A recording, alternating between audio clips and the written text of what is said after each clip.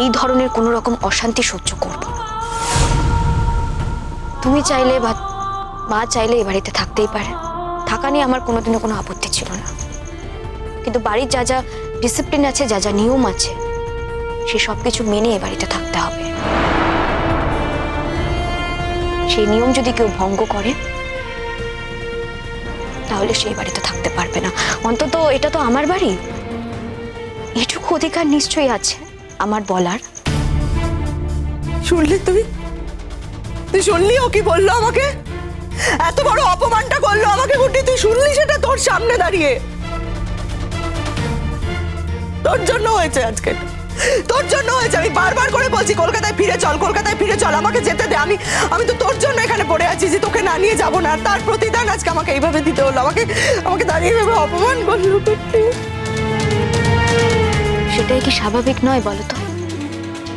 তুমি এই বাড়িতেই থেকে আমাকে যখন ইচ্ছে তখন অসম্মান করছো, অপমান করছো, ছোট বড় কথা শোনাচ্ছ, সেটাই কি স্বাভাবিক নয়? আমার বলাটা কি স্বাভাবিক নয়?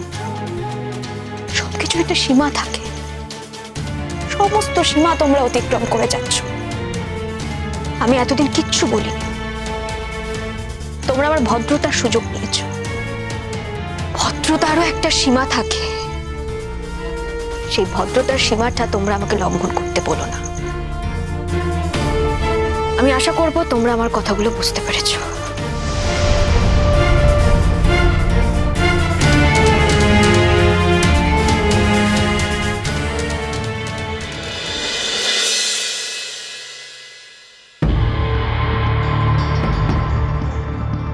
কি হয়েছে স্যার?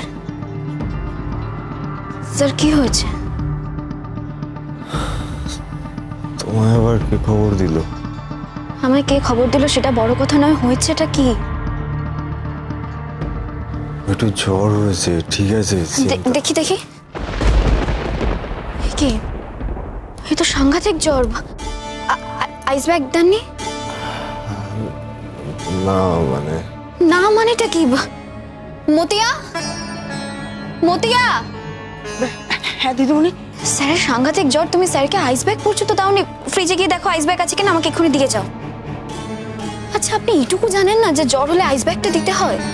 আসলে ঘুমের মধ্যে জ্বরটা এসেছে তো, তারপরে আমি জানি ওরা অনেক জল টল ঢেলেছে, কিন্তু কিছুতে কিছু হয়নি। আসলে আমার মনে হয় তিনের উপর বোধহয় জ্বর আছে। জ্বরটা যে কোথা থেকে হলো, কিভাবে হলো, সেটাই তো বুঝতে পারছি না। কি করে বলি বলো তো? আমি কি হাত গুনতে জানি? আপনি তামাশা করছেন আমার সঙ্গে এই সময়? অত সাহস কি আমার আছে নাকি যে আমি তোমার সঙ্গে তামাশা করব? এক্ষুনি ডক্টর বরাটকে একটা খবর দিতে হবে। না শোনো শোনো, কি শুনবো? খবরটা তো দিতে হবে। আমি ডক্টর বরাটকে ফোন করেছিলাম, ও নেই শহরে এখন। নেই মানেটা কি? এছাড়া তো আর ভালো কোনো ডক্টরও নেই, আর শরীরের যে কন্ডিশন, ইউনিট তাহলে হসপিটালে অ্যাডমিট করাতে হবে। আমি দেখছি কি ব্যবস্থা করা যায়। তুমি এত টেনশন করো না, আমি বলছি। টেনশন করবো না মানে? আরে জ্বর হয়েছে, কমে যাবে। জ্বরের ওষুধ খেয়েও যখন কমে। আপনি ওষুধ খেয়েছেন তো? হ্যাঁ কালকে খেয়েছিলাম রাতে, আজকে সকালেও একবার খেয়েছি, কিন্তু জ্বরটা কিছুক্ষণের জন্য কমছে, তারপরে আবার জেগে সেই। না না, তাহলে তো ইমিডিয়েট কোনো ব্যবস্থা করতেই হবে। জ্বরটা একটা উপসর্গ মাত্র, ভেতরে নিশ্চয় অন্য কোনো প্রবলেম আছে, সেই জন্য জ্বরটা হয়েছে। নিশ্চয় অন্য কোনো অসুবিধা হয়েছে। আমার জানি না কেন মনে হচ্ছে, এখানে শোনা যাচ্ছিল না কদিন ধরে একটা অজানা জ্বর হচ্ছে সবার। না না, সেই জ্বর আপনার হয়নি। তুমি জানলে কি করে? আরে বাবা, আমি বলছি তো সেই জ্বরটা আপনার হয়নি। কেন ওই জ্বরটা আমার হতে পারে না? কারণ সেই জ্বরের লোকে মারা যাচ্ছে তাই? আপনি কেন বাজে কথা বলছেন বলুন তো? আমি তো বলছি সেই জ্বরটা আপনার হয়নি। আর কত রকম ভাবে সবাই মিলে আমাকে অত্যাচার করবেন একটু বলবেন? আমি কি পারি তোমার উপর অত্যাচার করতে, বলো তো? করছেন তো, এই মুহূর্তে এই কথা বলে বলে তো আমাকে অত্যাচারই করছেন। দেখো আমি চলে গেলে আমার খুব একটা চিন্তা নেই, এখন আমি নিশ্চিন্ত। আর আমি জানি যে আমি যদি চলেও যাই, আমার ছেলেটা মানুষের মতো মানুষ হবে তোমার কাছে। এসব ভুলভাল কথা বলবেন না কিন্তু। ভুলভাল? আমি মরে গেলে কি তুমি কষ্ট পাবে? তুমি কি এখনো আমাকে ভালোবাসো?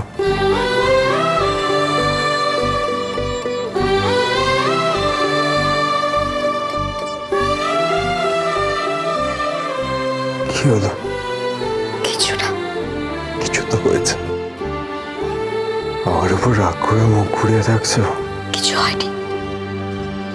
আমি রাগ করার কে? আমি কে আপনার জীবনের?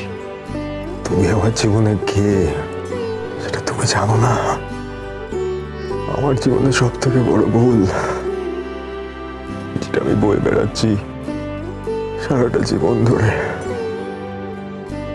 একদিন তুমি আমার স্ত্রী ছিলে, অথচ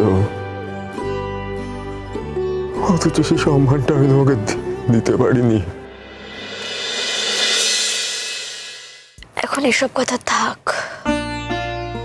কেন থাকবে গুড্ডি, কেন থাকবে? বললাম তো এসব কথা থাক। আজকাল খালি ওটাই ভাবি, জানো তো। সেদিন যদি তোমাকে বাড়ি থেকে চলে যেতে না বলতাম, অথচ যেদিন থেকে আমি তোমাকে প্রথমবার দেখেছি তখন থেকে। এসব কথা থাক না। কেন থাকবে? আমি তো জানি অজানা জ্বরটাই আমার হয়েছে। যদি সত্যি আমি মরে যাই গুড্ডি, তাহলে তার এই কথাগুলো বলার সুযোগ পাবো না আমি। আমি বলতে দাও। স্যার প্লিজ, বারবার এই একই কথাগুলো কিন্তু আপনি বলবেন না। আইস হ্যাঁ হ্যাঁ হ্যাঁ, দাও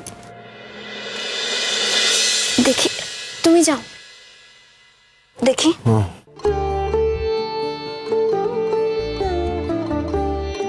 বলছি, তুমি এলে কি করে? আর এবার তো বলো, খবরটা কে দিল? আমি মতিয়াকে বলে রেখেছিলাম এ বাড়িতে কোনো রকম কোনো অসুবিধা হলেও যেন আমাকে জানায়। আপনার এত জ্বর, এত শরীর খারাপ হওয়ার কাকে বলবে বলুন তো? ও আমার বাড়িতে বলতে গেছিল। তোমার বাড়িতে কি অবস্থা? আমার বাড়ির কথা বাদ দিন। আমি কি করে ছাড়ি বলো তো? ওটাই তো আমার এখন সব থেকে বেশি চিন্তার। আমি তো জানি আমার জন্য তোমাকে কি কি ফেস করতে হচ্ছে। দেখো, তুমি একজন এমপাওয়ার্ড মেয়ে, তারপরে তোমাকে কত কিছু নাকি সহ্য করতে হচ্ছে। আমি একটা কথা বলি, এই অন্যভাবে নিও না। তোমার ব্যক্তিগত ব্যাপার, আমার ঢোকা উচিত না হয়তো, কিন্তু তুমি যুদ্ধাজিতের সঙ্গে মানিয়ে নাও। শেষ পর্যন্ত ওর সাথেই তো তোমার থাকতে হবে। ও তোমাকে ভালোবাসে, আমি বলছি, এটা প্রমাণিত।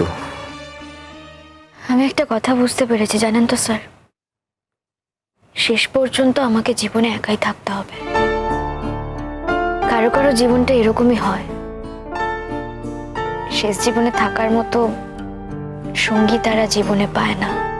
আজ খুব রিপেন্ট করি আমি, জানো বুদ্ধি। অথচ দেখো, আজ আমার কিছু করার নেই। তাও এতটুকুই সান্ত্বনা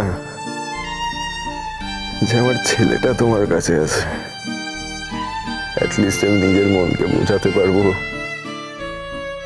যে আমি না থাকলেও আমার একটা অংশ আমি তোমার কাছে দিয়ে যেতে পারলাম।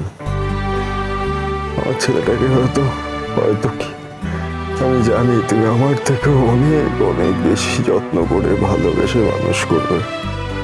তবু তো আপনার ছেলে, আমার ছেলে তো আর হয়ে উঠতে পারবে না কখনো। কি বলেছে পারবে না? জন্ম দেওয়াটাই সব, আর যে বড় করবে সেটা জন্ম দেওয়ার থেকে অনেক বড় ব্যাপার। একদিন যখন ওর মা ফিরে আসবে, তখন তো ওকে মায়ের কাছে চলে আসতেই হবে।